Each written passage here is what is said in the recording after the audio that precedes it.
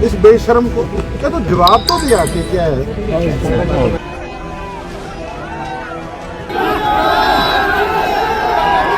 तो कह सकते हैं अब ये हमारी सुनते नहीं, हमारा काम नहीं करते। हरियाणा के सिरसा में मंगलवार को जिला विकास समन्वय एवं निगरानी समिति की बैठक उस वक्त हंगामे में बदल गई जब कांग्रेस विधायक गोकुल सेतिया पुलिस से भिड़ गए। बैठक की अध्यक्षता कांग्रेस सांसद कुमारी सैलजा कर रही थी। जैसे ही विधायक गोकुल सेतिया अपने समर्थकों के साथ मीटिंग स्थल पहुंचे, पुलिस ने उन्हें गेट पर ही रोक लिया। इससे नाराज होकर सेतिया ने गेट के ऊपर से छलांग लगाई और अंदर प्रवेश किया। स्थिति बिगड़ती देख पुलिस ने मीटिंग हॉल का बाहरी दरवाजा बंद कर दिया। इसके बाद सेतिया और उनके समर्थक पंचायत भवन के बाहर धरने पर बैठ गए। इसके बाद सेतिया समर्थकों ने प्रशासन के खिलाफ जमकर नारेबाजी की। विधायक सेतिया का कहना था कि वे बैठक में इसलिए शामिल होना चाहते थे ताकि उन अधिकारियों से जवाब ले सकें जो विकास कार्यों में देरी और लापरवाही बरत रहे हैं। उन्होंने कहा कि अधिकारियों का मनमाना और उदासीन रवैया जनता के हितों को नुकसान पहुंचा रहा है। कुछ देर बाद सेतिया ने दोबारा अंदर जाने की कोशिश की, लेकिन पुलिस ने फिर रोक दिया, जिससे दोनों पक्षों के बीच तीखी नोकझोंक और धक्का मुक्की हो गई। इस पूरे घटनाक्रम के बाद सिरसा की राजनीति में हलचल मच गई। विधायक और प्रशासन के बीच टकराव अब खुलकर सामने आ गया है। बैठक के बाद कुमारी सैलजा खुद विधायक सेतिया से मिलने पहुंची और पूरे मामले की जानकारी ली। सांसद कुमारी सैलजा ने अधिकारियों को विधायक गोकुल सेतिया द्वारा उठाई गई समस्याओं को समाधान के दिशा निर्देश दिए। किया है, मैं अब तक सोच रहा था कि आईएएस ऑफिसर है। अगर आप पढ़ लिख के पढ़ाई करके इस सीट में बैठे हो तो हम लोग भी तपस्या करके 80,000 लोगों के विश्वास से अपनी सीट पे बैठे हैं।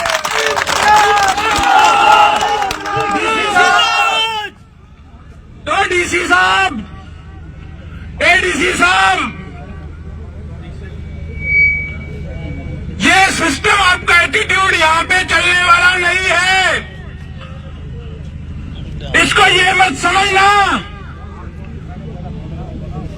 कि हमारे हौसले इतनी आसानी से गिरने वाले। हमारा तो जन्म ही तपस्या करने के लिए हुआ है और आज शुरुआत है। आज तो जाके घर आराम से सो जाओगे कि हमने गेट अंदर नहीं आने दिया। मैं कहता था ना, नो प्रोटोकॉल ओनली प्रोटेस्ट। वो मैंने कहा प्रोटोकॉल मेरा मेरी सीट अंदर है। अगर एकला भी लग गया ना तो जवाब देना मुश्किल हो जाएगा डीसी साहब। और ये मीटिंग तो थोड़े दिन बाद होनी है। आपके मंत्री महोदय भी आएंगे। कब तक आप मेरी आवाज को दबाएंगे? गोकुल सेतिया जिंदाबाद, गोकुल सेतिया जिंदाबाद। काम करना होगा। आज मैंने कूड़े की ट्रालियां मंगाई थी यहां घेरने के लिए गेट पे। इन लोगों को भड़क पड़ गई, इन्होंने सारी कूड़े की ट्रालियां पीछे रोक ली। बदबू आती है इनको, हमें नहीं आती, इनको बदबू आती है। हमारे एक पुलिस कर्मचारी भाई का घर रानिया चुंगी के पास तुलसी धर्मकांटा के पास है, जहां पे कूड़े का डंप है। मैं नाम नहीं लूंगा, रोजी रोटी का सवाल है, हमारा भाई है। कहता इतना सत्यानाश आज तक कभी होते नहीं देखा। ये जो अपने वो रोक रहे हैं ना, दिल से दुआएं इनकी अपने साथ हैं साथियों, और इनका हम धन्यवाद करते हैं कि हमारे लिए आज यहां खड़े हैं, आदेशों की पालना कर रहे हैं। सबने अपनी रोजी रोटी चलानी है, अपने परिवार का पालन पोषण करना है। जैसे ये इनका काम है उस प्रकार से ये मेरी भी ड्यूटी। और जो हालात प्रदेश के बने हुए हैं, आप दिल से कहते हैं, खासकर सरसा की जनता, जितने पुलिस कर्मचारी वाले भाइयों के परिवार के हैं, कि इतना बुरा हाल आज तक कभी नहीं देखा।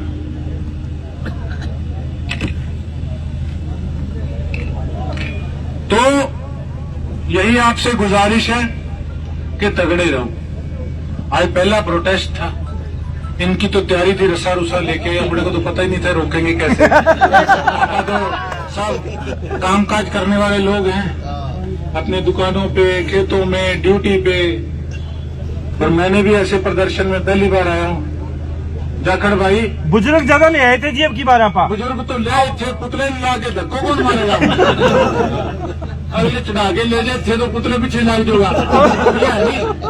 यो सिस्टम है, आप अपनी पहले तैयारी को निकली तो एक लागे कम कम धक्को तो मार दो पीछे, ठीक है ना। तो इतना ही है, और हम इंतजार करेंगे हमारी एमपी मैडम का कि निकम्मे अफसरों को एक बार लेके आए। अगर हमारा कहीं दोष है सिरसा के लोगों का, हमारी कोई गलती है, तो हमें बताएं कि आप यहाँ गलत हो और हम यहाँ ठीक हैं। पता तो चले। तो आते क्यों नहीं? जो आदमी कहीं ना कहीं जिसकी गलती होती है वो छिपता फिरता है।